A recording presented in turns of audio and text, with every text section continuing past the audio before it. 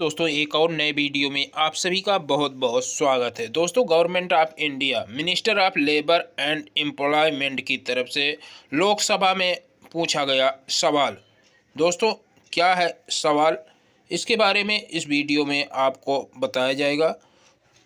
यहाँ पे देखेंगे लोकसभा में जो सवाल पूछा गया, unstarted question number 66 to be answered on 3 February 2025 PF pension and higher wages, मतलब उच्च पेंशन को लेकर के सवाल पूछा गया है लोकसभा में।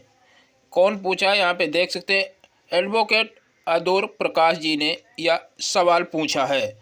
यहाँ पे देखेंगे will the Minister of Labour and Employment be pleased to state. Question number A है, whether the government is the aware that the majority of employees and the pensioner across the country who opted of PF pensioner on higher wages that have not been generated the higher pension by the Employees Provident Fund Organisation. यहाँ पे कह रहे हैं कि क्या सरकार को जानकारी है कि देश भर में अधिकांश कर्मचारी और पेंशन भोगी जिन्होंने उच्च वेतन पर पीएफ पेंशन का विकल्प चुना है, उन्हें कर्मचारी भविष्य निधि संगठन द्वारा उच्च पेंशन प्रदान नहीं की गई है। देखेंगे दूसरा question B number, if so the reason for delay even after lapse of 2 years after Supreme Court order for higher EPF pension in the proportion to salary। यहाँ पे कह रहे हैं कि यदि हाँ तो वेतन के अनुपात में ईपीएफ पेंशन बढ़ाने के लिए सर्वोच्च न्यायालय द्वारा आदेश दिए जाने के 2 वर्ष बीत जाने के बाद भी इसमें देरी क्यों हुई है। क्वेश्चन नंबर तीसरा है number C, the number of the application received for higher pension the generated as on date state wise and। यहाँ पे कह रहे हैं कि आज की तिथि तक उच्च पेंशन के लिए प्राप्त आवेदनों और स्वीकृत आवेदनों की राज्यवार संख्या कितनी है। और नंबर डी है, whether the government has taken any immediate measure to the process the pending application without delay। क्या सरकार ने लंबित आवेदन पर अविलंब कार्रवाई करने के लिए कोई तत्काल उपाय किए हैं। इस पर आंसर दिया है minister of state for labour and employment की तरफ से सुश्री शोभा करंदलाजे जी ने आंसर दिया है। देखेंगे ए और डी का आंसर एक में है, the case of pension on higher wages are being proceed on the basis of the decision of the honourable supreme court date 4/11/2022।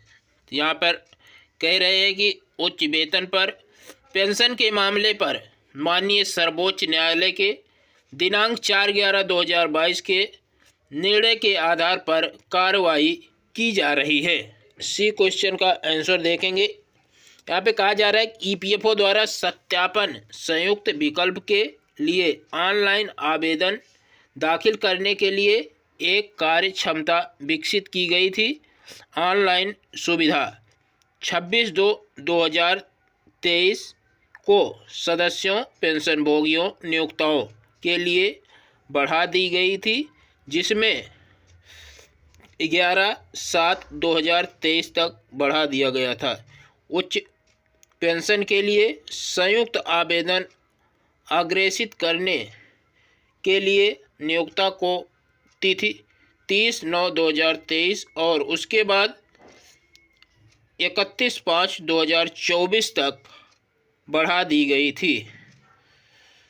इसके अलावा सभी नियोक्ताओं को 31/1/2025 तक उच्च वेतन पर पेंशन के लिए आवेदन अग्रेसित करने की अंतिम अवसर प्रदान किया गया था। यहाँ पे देखेंगे अगला आंसर, सदस्य पेंशन भोगियों द्वारा कुल 17,48,768 आवेदन प्रस्तुत किए गए हैं।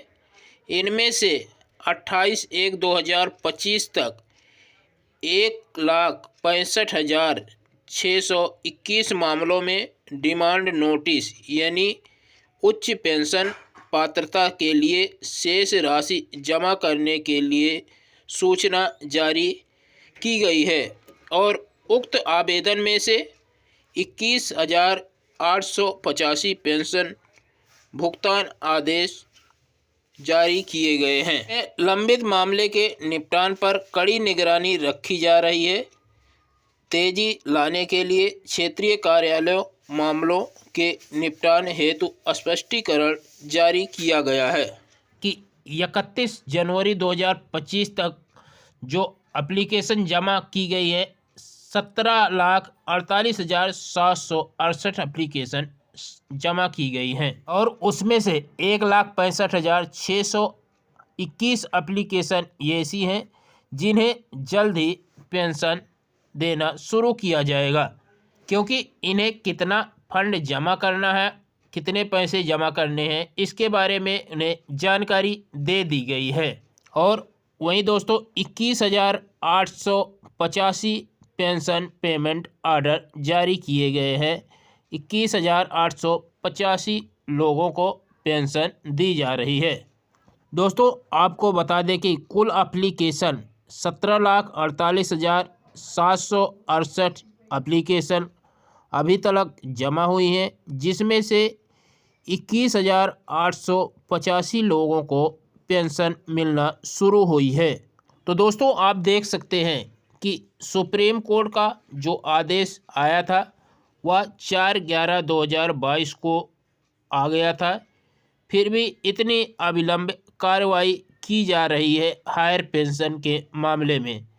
यदि 17,48,768 आवेदन में से 21,885 लोगों को ही अभी तक पेंशन दी जा रही है तो यह EPFO का प्रोसेस बहुत ही स्लो है, बहुत ही धीरे काम कर रहा है। बाकी दोस्तों श्रम मंत्रालय की तरफ से कहा जा रहा है कि 1,65,621 आवेदन जो हैं उन्हें भी जल्द पेंशन दी जाएगी। दोस्तों आपकी क्या राय है कमेंट करके ज़रूर बताएं। चैनल पर नए हैं चैनल को सब्सक्राइब कर लेंगे। धन्यवाद। जय हिंद।